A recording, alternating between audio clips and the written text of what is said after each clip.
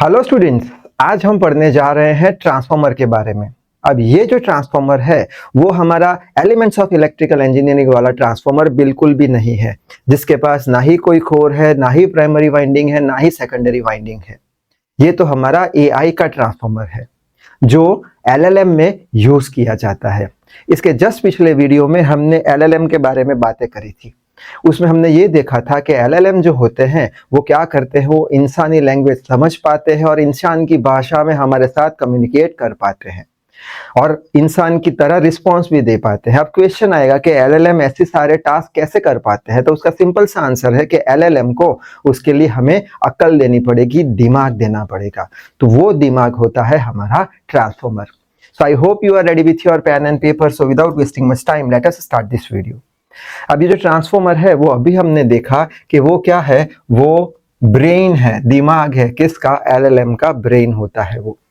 अब LLM actual में करता क्या है? एलएलएम जो होता है वो इंसान की जो लैंग्वेज है उसे समझता है और उसे जनरेट भी करता है, यानी कम्युनिकेट करवा देता है। ठीक।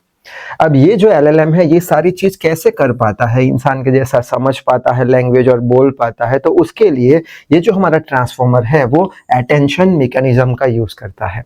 अटेंशन मैकेनिज्म में ट्रांसफार्मर क्या करता है कि जो भी हम सेंटेंसेस, बहुत सारे सेंटेंसेस जो एलएलएम को दे रहे हैं, लार्ज लैंग्वेज मॉडल याद हो तो उसको जो भी सेंटेंसेस हम बहुत सारे दे रहे हैं उसमें से वो रिलेवेंट सेंटेंस को पकड़ेगा, रिलेवेंट सेंटेंस यानी इंपॉर्टेंट सेंटेंस को ही पकड़ेगा और उसको वर्ड में डिवाइड कर देगा। बाद में वो वर्ड के बीच का वो रिलेशनशिप और पता लगाने की कोशिश करेगा। ठीक है, क्या रिलेशनशिप है, और बाद में वो जल्दी से और एक्यूरेटली हमें रिस्पॉन्स दे देगा, जैसे कि हो गया ओपन एआई का चैट जीपीटी। ठीक है, आगे बढ़ लेते हैं। अब समझते हैं एक्चुअल में ट्रांसफार्मर काम कैसे करता है। तो थोड़ा सा इंट्रोडक्शन था, वर्किंग कैसे है उसका। तो उसके लिए कुछ 5 स्टेज में वो वर्क करता है। पहले स्टेज की बात करें तो होता है इनपुट वर्ड्स। इनपुट वर्ड्स में क्या होता है कि जो भी हम सेंटेंसेस बोलते हैं, ट्रांसफार्मर वो सेंटेंसेस को वर्ड में तोड़ देता है। जैसे कि हाउ आर यू बोला तो हाउ को अलग कर दिया, आर को अलग कर दिया, यू को अलग कर दिया, वर्ड को वो इनपुट में तोड़ देगा। ठीक है, बाद में सारे जो वर्ड्स है वो कहां जाएंगे? एम्बेडिंग में जाएंगे। एम्बेडिंग में क्या होगा? वो वर्ड का एम्बेडिंग होगा, यानी क्या, वो वर्ड को नंबर के फॉर्म में रिप्रेजेंट किया जाएगा। क्योंकि कंप्यूटर जो होते हैं वो कंप्यूटर वर्ड को तो समझ नहीं पाते, वो तो गांडू होते हैं, हमारे जैसे थोड़ी होते हैं। तो वर्ड तो सिर्फ और सिर्फ नंबर को समझ पाते हैं। तो यहाँ पे सेंटेंस के वर्ड में कन्वर्जन हो जाएगा और वर्ड को नंबरिंग दिया जाएगा, जिससे करके कंप्यूटर समझ पाए।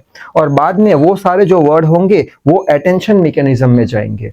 अब अटेंशन मैकेनिज्म में क्या होगा? तो अटेंशन मैकेनिज्म के अंदर जो हमारा ट्रांसफार्मर है वो आइडेंटिफाई करेगा कि कौन सा वर्ड इंपॉर्टेंट है, यानी कि कौन सा नंबर इंपॉर्टेंट है, और वो वर्ड के रिलेटेड कौन से दूसरे वर्ड्स है वो आइडेंटिफाई करने की कोशिश करेगा। आइडेंटिफाई होने के बाद ये जाएगा प्रोसेसिंग में।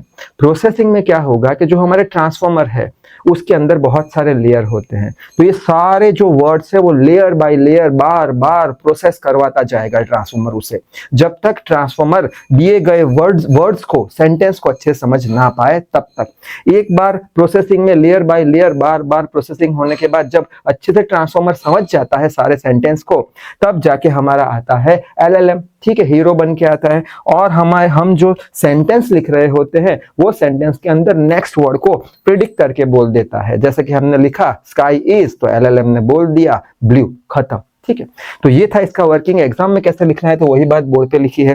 पहले इनपुट वर्ड में क्या करेगा? स्मॉल पार्ट में उसे तोड़ेगा, जिसको बोलते हैं टोकन। ठीक है, टोकनाइजेशन ऑफ वर्ड। बाद में उसका एम्बेडिंग होगा, यानी कि जो टूटे हुए वर्ड होंगे उसे किसमें कन्वर्ट करेगा? नंबर के फॉर्म में कन्वर्ट करेगा, क्योंकि कंप्यूटर कैसा है हमें पता है। ठीक है, तो कंप्यूटर उसे समझ पाएगा। बाद में क्या करेगा? अटेंशन मैकेनिज्म का यूज करेगा। अटेंशन मैकेनिज्म में वो क्या करेगा? कौन सा इंपॉर्टेंट वर्ड है उस पर फोकस करेगा और वो वर्ड से रिलेटेड दूसरे कौन कौन से वर्ड है वो फाइंड करेगा। स्टेप 4 में वो प्रोसेसिंग करेगा। क्या करेगा? लेयर बाय लेयर प्रोसेस करता जाएगा, बार बार प्रोसेस करता जाएगा, जिससे करके वो अच्छे से समझ पाए, इंप्रूव करे वो समझने में। और आखिर में क्या होगा? आखिर में एलएलएम प्रिडिक्ट कर देगा नेक्स्ट वर्ड को हमारे सेंटेंस में, स्काई इज, खत्म। अच्छा, तो ये वर्किंग था। शायद से स्क्रीनशॉट ले लिया होगा, ले लिया आपने। ठीक है, अब हम देख लेते हैं कि ट्रांसफॉर्मर का यूज क्यों किया जाता है। तो सिंपल सी बात है कि वो लंबे सेंटेंस को समझ पाता है, अच्छे से कॉन्टेक्स्ट को समझ पाता है, प्रोसेस टेक्स्ट पे फास्ट कर पाता है वो, और हमारा जो इंसान होते हैं उसके जैसे वो रिस्पॉन्स कर देगा उसको, खत्म। एप्लीकेशन कहाँ पे यूज होता है? चैटबॉट्स में। चैटबॉट्स यानी जो हम चैट जीपीटी के साथ जो बात करते हैं वो उसे चैटबॉट्स बोलते हैं।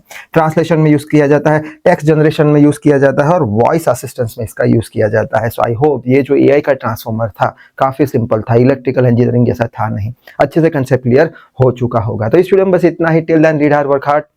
Thank you very much.